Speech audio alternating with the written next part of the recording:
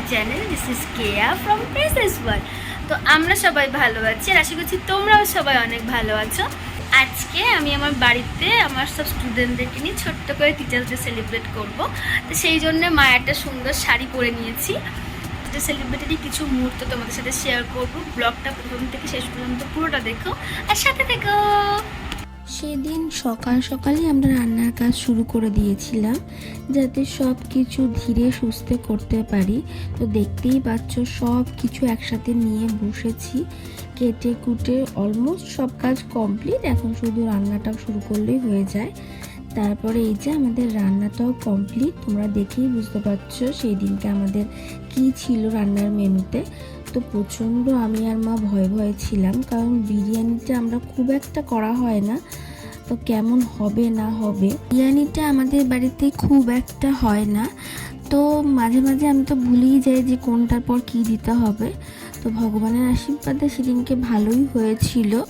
বিকেলই আমার সব স্টুডেন্টরা চলে এসেছিল। আর আজকের দিনটা আমি প্রতি বছর চাই একটু এদের সাথে আনন্দ করে কাটাতে, আমারও বেশ ভালো লাগে। কিন্তু দুঃখের বিষয় যেখানে একজন উপস্থিত ছিল না, তার বাড়িতে একটু সমস্যা ছিল বলে সে আসতে পারেনি। আর সত্যি কথা বলতে আমি ওই আমার স্টুডেন্টদের সাথে টিচার ভাব, খুব গম্ভীর ভাব, ওই রকমভাবে আমি কোনো সময় মিশি না। আমি বাড়িতে যেই রকম আমি ওদের সাথে ঠিক সেই রকমভাবেই ব্যবহার করি। হ্যাঁ, কোনো সময় কোনো সমস্যা হলে তখন হয়তো ওদেরকে বকা দিই, কিন্তু অন্যান্য টাইমে বলতে গেলে আমি 90% টাইমে ওদের সাথে ফ্র্যাঙ্কলিই মিশি।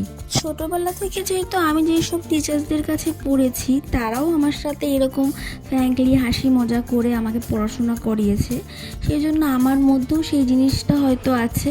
তাই আমি ওদের সাথে সব সময় হাসি মজা আড্ডা মেরে এরকমভাবেই থাকি। তো তোমরা সেটা ভিডিওটা দেখলে বুঝতেই পারবে। তোমাদের হয়তো অনেকের মনে হবে যে আমি কেন এরকম ওদের সাথে এত মজা করি, কিন্তু আমার এটাই ভালো লাগে। সবসময় গম্ভীরভাবে থাকা আমার ঠিক পোষায় না।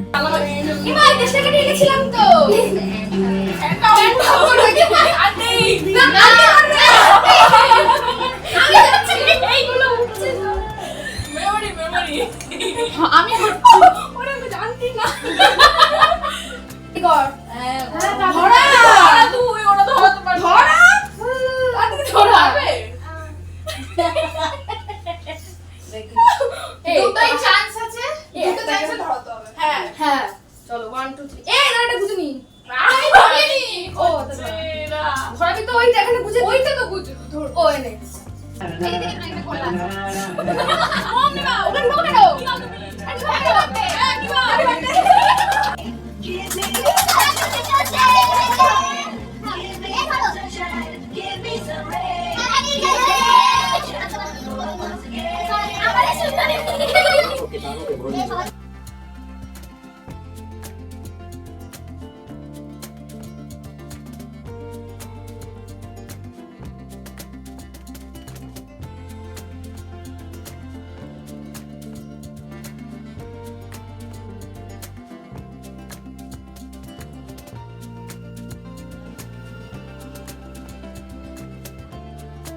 সবাই মিলে তারপরে সেলিব্রেশন করার পর কেক টেক কাটার পর তারপরে সবাই মিলে পারফরমেন্স করছিল। সবাই বলতে যেই দুটো পুচকে ছিল ওদেরকে দিয়ে আমরা একটু নাচ গান এইসব করালাম, যাতে একটু সময়টা কাটে আর ওরা একটু মজা করতে পারে।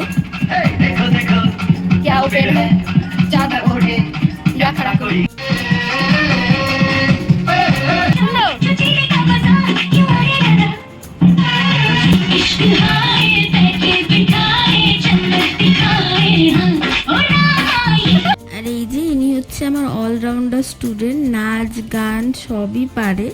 ও ভীষণ জলি, ওকে যেটা করতে বলা হয় ও সেটাই করে।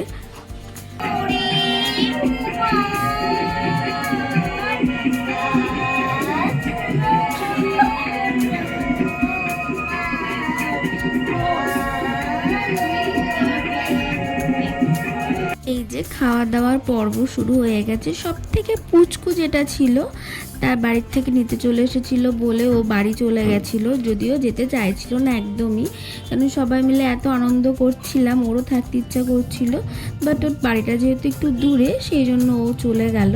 সবশেষে ওরা বাড়ি চলে যাওয়ার পর আমি যেই গিফটগুলো পেয়েছিলাম সেগুলো এক এক করে আনপ্যাক করছিলাম। এই বছর আমি টিচার্স ডেতে খুব সুন্দর দুটো উপহার পেয়েছি, যেটা আমার ভীষণ পছন্দ হয়েছে। এই গাছ দুটো, এটা আমার সবথেকে পুরনো স্টুডেন্ট দুজন, তারাই দিয়েছে। তাদের যদিও বা এবার লাস্ট ইয়ার, কারণ এবার তারা 12 দেবে, তো তারা আমার পছন্দটা ভীষণ ভালোভাবে জানে। তারা জানে আমি কতটা গাছ পছন্দ করি।